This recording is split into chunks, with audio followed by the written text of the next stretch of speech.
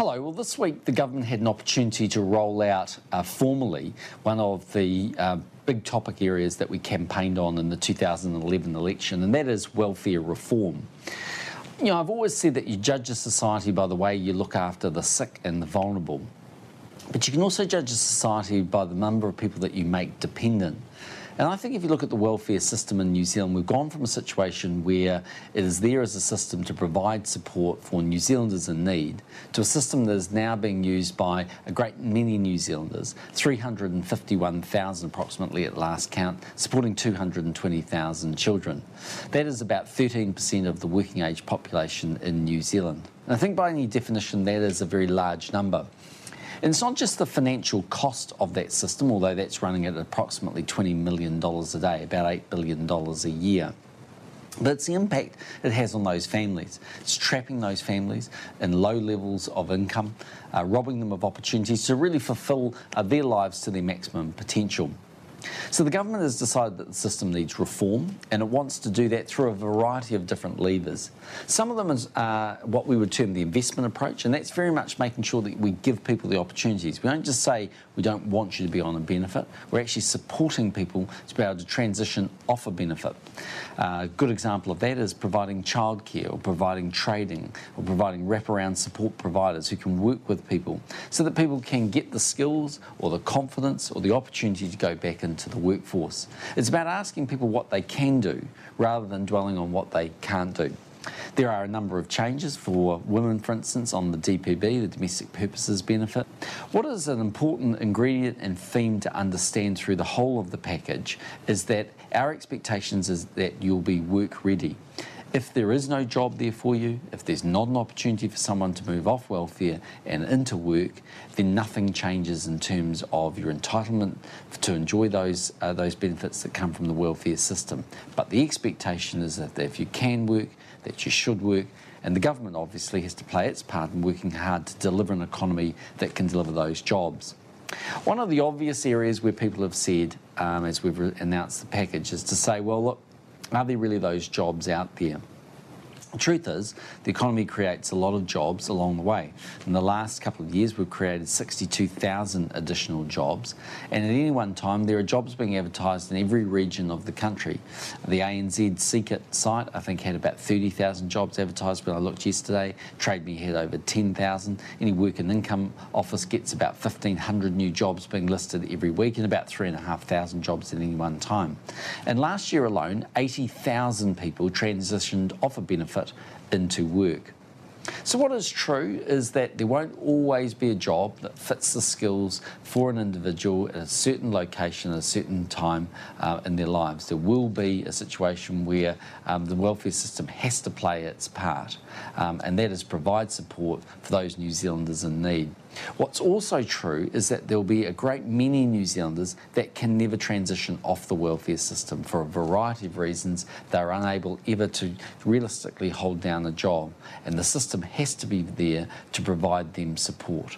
But we need to put integrity back in the system. It has to be one of mutual obligation, where there's value for money for the taxpayers, where it won't implode on its own costs, and when it is there for New Zealanders in their moment of need. For many New Zealanders that have been on a benefit of one form or the other, whether it be the unemployment benefit or the sickness benefit or the domestic purposes benefit, it's provided a real lifeline in their life, but they have moved off and transitioned on into full-time or part-time employment. Lastly, let me just say this. We see quite a lot when we look in the papers about the fact that there is a group of young New Zealand children who are growing up in poverty, around about 200,000. What's equally true of the 351,000 New Zealanders of working age on a benefit, they are currently supporting around about 220,000 children. The level of income going into those homes is very low. It's what the government and the country can afford at this time, but it's fundamentally low. And so there is a huge opportunity for people to improve their economic outcomes when they move into work. Our entire system is geared around that. So to give you an example, if you work 20 hours or more, so let's say you're in some sort of part-time job, you have to earn, because of the Working for Families tax credits, a minimum of $22,500 in the hand. And on top of that, you'll get an in-work tax credit for around about another $3,000. So your take-home cash cash will be in the order of about $25,000. If you contrast that with the DPB, it's around about $15,000. So the entire system, when you really think about it, encourages people to go into work. Another interesting fact about the overall system is that last year we ran a scheme called Future Focus. What that was about was saying that if you've been on the unemployment benefit for 12 months or more, then at the point of that 12-month anniversary, you need to re-register for the unemployment benefit. Didn't need to do anything else, but you simply needed to re-register.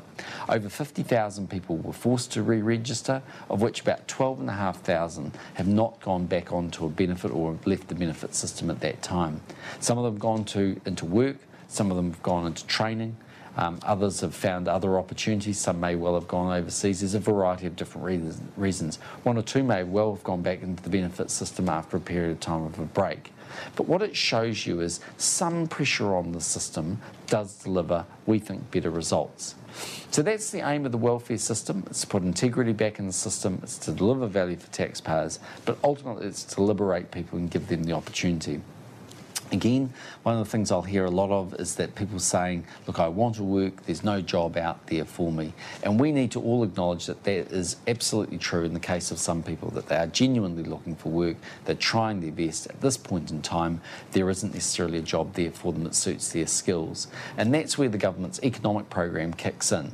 It's not the job of the government to create jobs per se, but it is the job of the government to create the environment that encourages those jobs. When the private sector believes that they'll get a return on their capital, when they can see growth opportunities, when they think that the regulation isn't so cumbersome that it'll stop them being able to grow their business, then people will invest. And we've seen some good results in New Zealand. Despite the global recession that we've had, New Zealand has grown in 9 of the last 10 quarters. That doesn't mean there's not a lot more work to be done, but it does mean that we're starting to see some good results, including the unemployment rate, I might add, falling considerably, and at 6.3%. It's still above where the government would want to see the unemployment rate, but it's significantly lower than many, many other countries. So that's the aim of the system. It fits into that overall package that we've been talking about: public sector reform, getting the country back into surplus, building a more competitive economy, and having a more robust and welfare system with integrity that can last. That's the aim of the plan. If you have any other further questions, you should look on the government's website, the Beehive website. There'll be a lot more information there. I'm sure this is a debate that will percolate around for quite some time. But I go back to the architects of the welfare system back in 1935. When they looked at that system, they argued about a system that was a real support for those in absolute need. And I think if you really ask yourself the question, is 13% of the population of working age being on a benefit the right number for a modern day New Zealand? I think most of us would agree that that number feels a little bit too high. So that's the intention of our program, and we look forward to talking to you more about it in the future.